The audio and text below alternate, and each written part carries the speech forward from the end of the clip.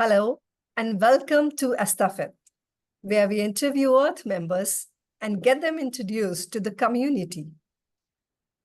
After a long trip to Romania, now we are in Germany, meeting Martin Roesch. Dear Martin, a hearty and warm welcome. Well, Shalini, great they're doing this work. Lovely.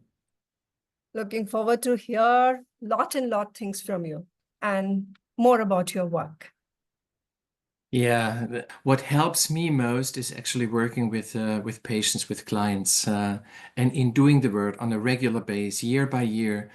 This is where you learn. We learn with our clients. Yes, we need an education in the beginning, but it is life that teaches us, and we are privileged to get to know their experience. So you don't need to live all yourself. So this is where I really feel the inspiration and the advancement that comes. And as you may know, I'm working almost exclusively with cancer patients.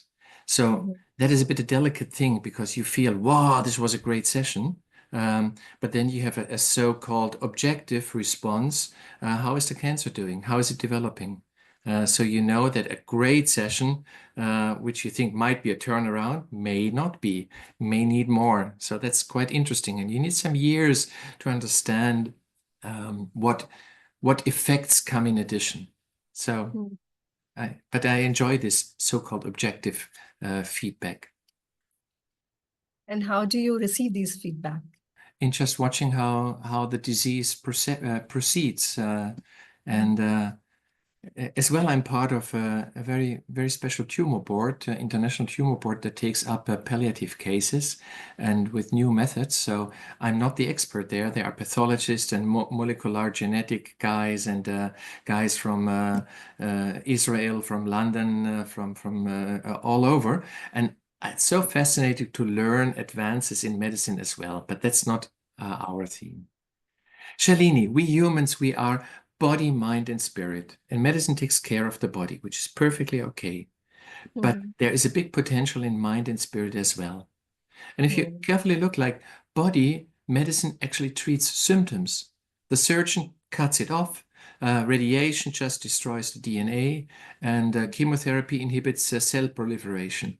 But the question, how come I experience this? What makes me exposed to this experience in life? It's not part of medicine. And I hope that in about 2 generations, this will be included in the medical treatment, because there is a really big potential in understanding. There is no accident what happens to us, and to unfold this and try to, I said it before, if you replace the word problem by the word pattern, you already have a big step, and you will see that the health issue sometimes follows the same pattern than in other areas of life.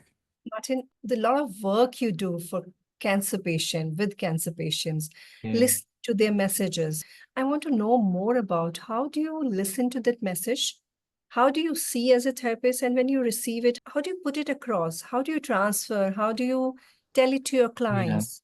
Because somebody in pain and, not that receptive to listen, that it's only my body. So how do you receive the message of mind and spirit? And how do you convey to the patients?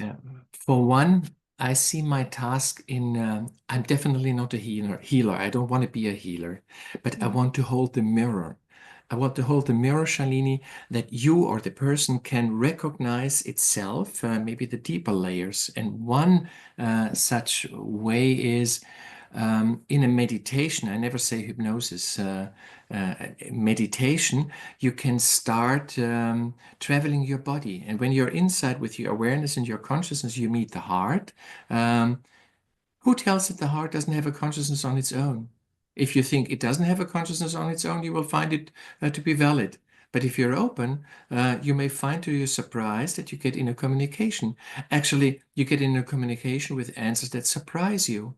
And very similar with tumor cells. Like when you're imagining you're in front of the tumor, I'm asking what are the impressions, for instance, they are very busy. They are running back and forth. They don't recognize me. So you're in a movie. So you repeat these things to the client, and then you tell him, well, do you want to try to say hello to one of these cells? Just say hello. Hello. How do they react? Well, he's irritated. He doesn't reply, but he stops and looks at me. So this is when the whole thing starts. You just follow the flow. I don't need to do anything. I just offer the frame for a communication. And sometimes, that's interesting, Shalini, sometimes a tumor talks German or English in your mind. But sometimes it's like a communication with an alien. Like if you would communicate with an octopus. You have no language, but you have senses, you feel. Then you have to switch. You have to. I had a client, she recognized the tumor cells like the color blue. So she imagined blue and they lightened up. So that's a very funny thing of communication, of subtly going into feeling what do they want, what do they need. And sometimes they know their purpose, and you can bluntly ask them. And sometimes they have no idea. It's just the way it is. We need to grow. But why you need to grow? I don't know. You know what? Let's look at the cause. And once you are at the point that you can communicate with like cancer cells, that's already a pretty good step. Then you can say, okay, I change position, I'm standing next to you, and we both look in the same direction. And I help you now with my consciousness because I imagine I pull down a screen, an empty screen. And my task is just to count to 3. At 1, you see the screen. At 2, you see a blank white light on the screen. And at 3, and I ask the universe, or the client asks the universe to display the cause. And at 3, the image comes. 1, 2, 3. And the client says, for instance, oh, I see a woman, a young woman. She smiles. She holds her head tilted. Oh, that's my granny. And here you are already in the story. Epigenetic influences. So it's actually it's all available in the client's consciousness, and you need just to be like a midwife. But you're not doing things. I'm not doing things. I'm just holding the mirror. And Shalini, I feel if I would I know there are people around, and I've met people that are energetically very powerful and they can move things. But if you would do this, and there was a reason why the universe exposed you to that experience. It is something to understand, to learn. So if I would just take it away, the universe would take a lot of effort to bring you to the point again, to learn, to start. What is it about that I need to develop on? So I think the task is really to help the client see the matter herself, himself, and then do the appropriate changes. And me, I'm just a facilitator, just holding the mirror. And how did the clients respond after this mirror and seeing this story? Well, I think it can be quite powerful. And as I said before, I recognized I was, like years ago, I was jubilant. Wow, we found the point. And we really found the point. But that does not mean the tumor disappears, because you need to really find the resources to walk the talk, to change your attitudes. And again, Shalini, if you look, there is few research on so-called spontaneous remissions. That means a person in a palliative final stage. But you find these cases where all of a sudden the tumor disappears. Now it's interesting to investigate, why is this happening? And medicine says spontaneous remission, which is just an expression. I have not the clue why it disappeared. It just disappeared. And if you look at these cases, you find there's Carly Hirschberg, an American, there is Joe Dispenza, there is Kelly Turner, there are a few people, and my experiences as well. You always find throughout different tumor entities, ages, social classes, one common denominator, and that is there was a significant change in either lifestyle, in a life attitude, in a belief system, or in a core thing that was part of part of history, part of conditioning that changed. So, for instance, I'm not worth it. Everybody disregards me. That's the old pattern. And to realize it's not true, that's an example of such a big change. But that is actually the big step. It's not the recognition, it's the ability to walk the talk. And that's what transforms. And that is what transforms. Yeah. And it helps to know it. It needs to be experienced in order to really have the impact to make a change. See, once the patients or the clients or the people who are going through this pattern of cancer, once they come to you, they see the change, they feel that they start walking. But what about the people who are yet to come to this field to be your client or to experience this? I mean, my question is, how do people see this field of regression therapy? Aspect of my work, because like a regression therapist, people come and visit a regression therapist, they are open for the idea of regression. My client, by and large, are not open to the field of regression.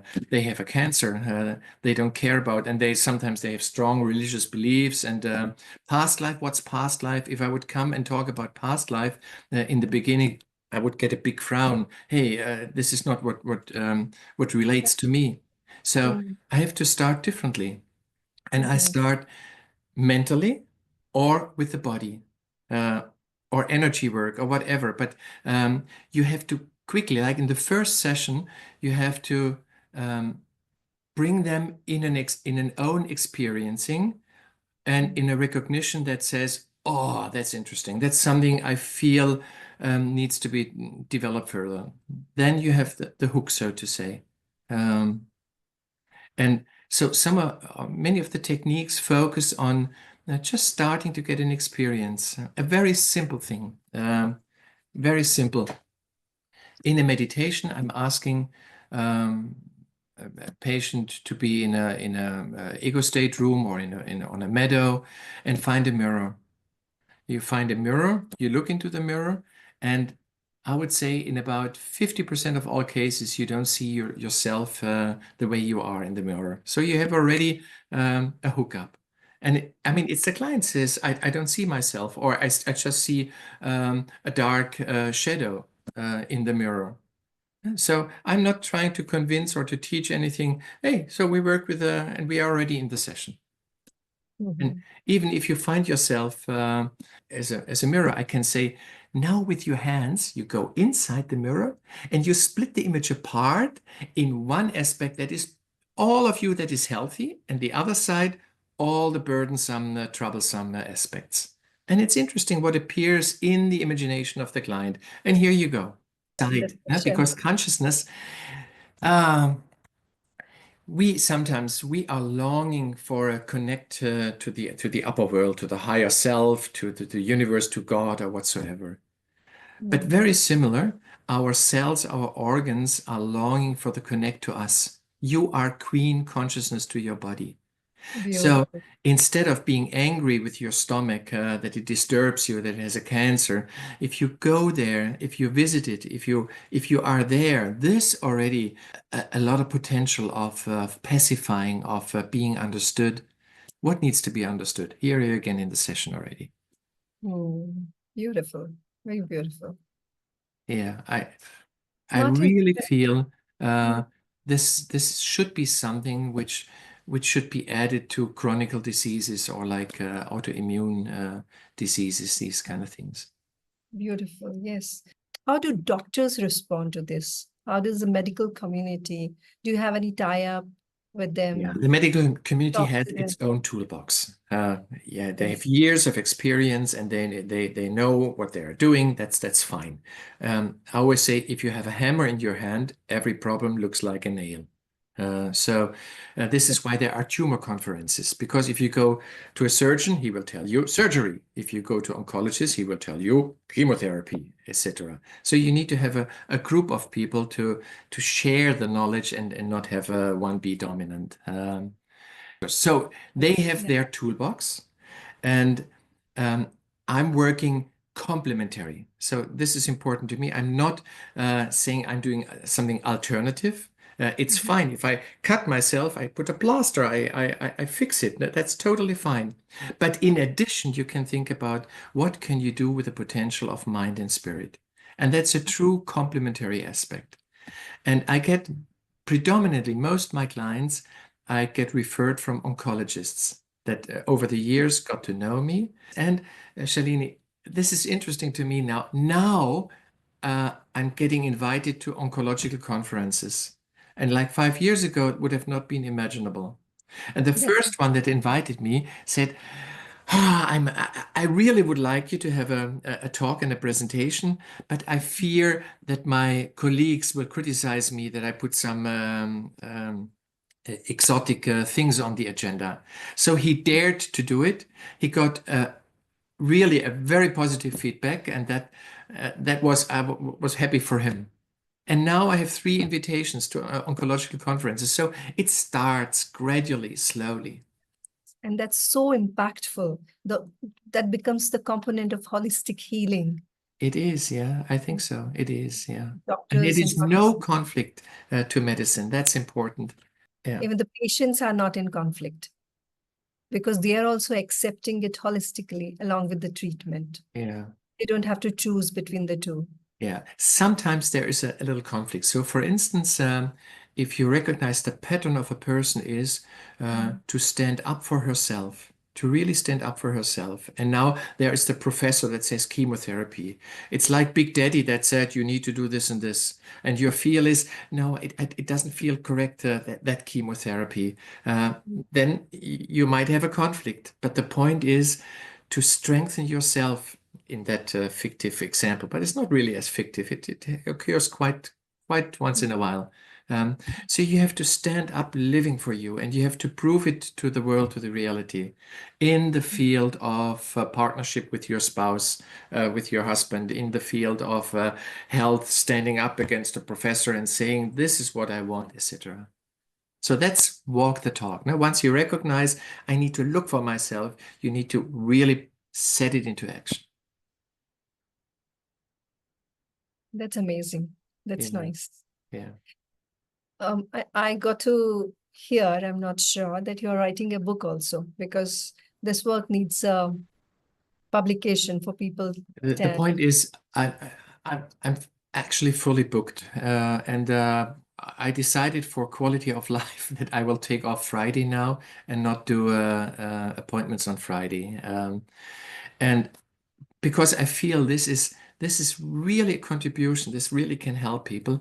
I would like to train my experience that if you are a regression therapist, you have already a lot tool set, and it doesn't need much more. Just the experience of focusing on these chronic medical areas. There are some aspects that have evolved that are fruitful, that are helpful, and that I want to teach. I want to communicate. And Tülin from Turkey, she gave me the opportunity of doing a workshop. I think it was just 2 days to her Turkish therapists.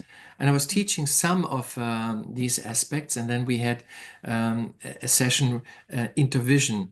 So they were setting it to practice, and we came together by Zoom talking about their experience. And I was thrilled to see that they all tried, they all found clients, and there was much more desire to share what they experienced than there was time available. So this is really, I'm thankful for Tülin to allow this, and I'm doing this now in Spain, and I hope to reach Latin America as well. I hope by this way and the book, to summarize it a little in writing, can help spread these techniques, to put it to action, put it to more volume. Yeah. Yes, absolutely.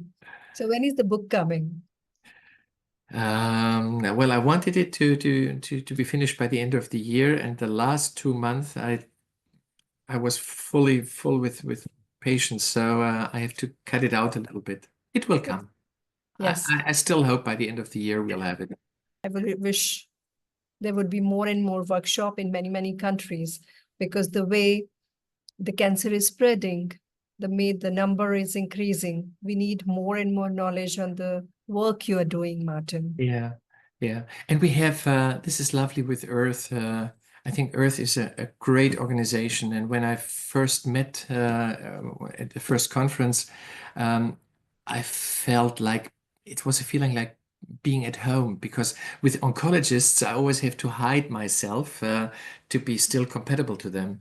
And now all of a sudden, oh, they were all like-minded people. And the schools that developed in the various countries, they train therapy, so they know already much of these basic stuff, that we are way more than our body, that we are souls, we have a higher consciousness, etc. So with this prerequisite, this spiritual background, it's easy to add these little elements that are helpful to work with bodily issues, cancer patients, etc. So maybe in the future, some schools will just give a workshop where they can add these well, things that are helpful in working with such kind of clients. Yes, absolutely. Okay. And it would happen soon, I'm sure. What is your message All for right. Earth Association, and what's your message for fellow therapists? Well, a message to Earth and to therapists. So, in amendment to restricting ourselves to the material observable world, we need to expand into the reality beyond.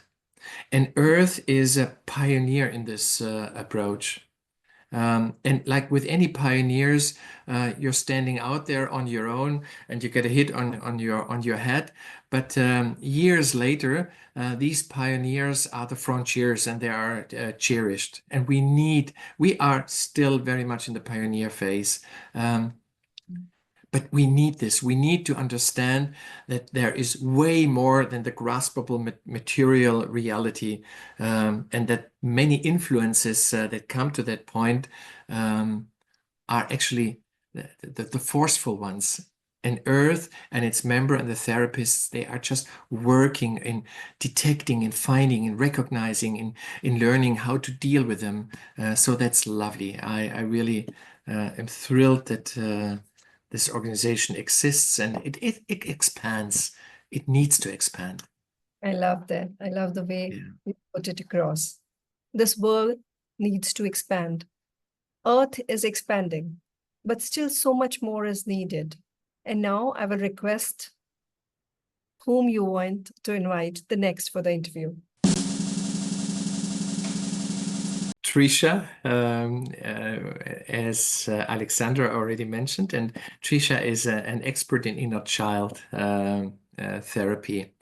And my question to Trisha would be, how would you go about in severe cases where a client does not have a memory on childhood, like it was a severe trauma in childhood, up to the point that such a client is not even capable of going into trance?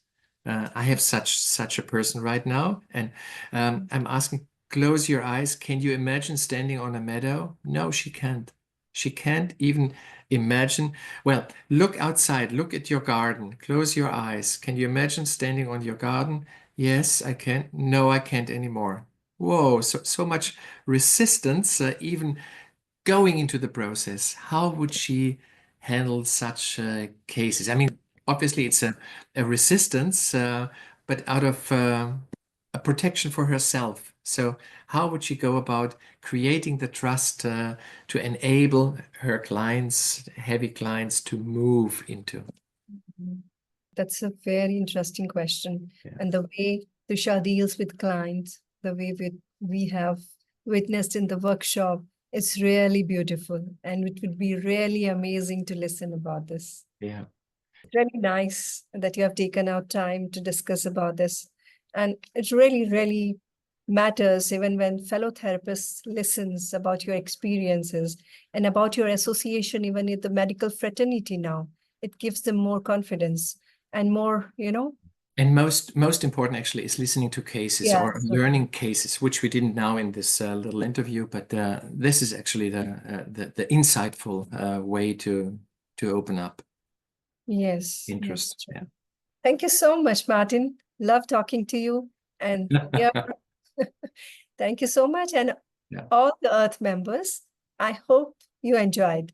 And all the people who are not yet members, maybe you also get the inspiration to be the member of this beautiful community we have as Earth. It's a great community. It's a lot of fun. Yes, a lot of fun, a lot of learning, a lot of positivity. There's a place on Earth exists with a lot of positivity, and that name is Earth. Mm. And next, we will be meeting Trisha. If you have any question you want to know, like Martin has already put up a very beautiful question, but if you have any question before the interview, please comment on the Facebook page or Insta page. Let us know. Thank you so much.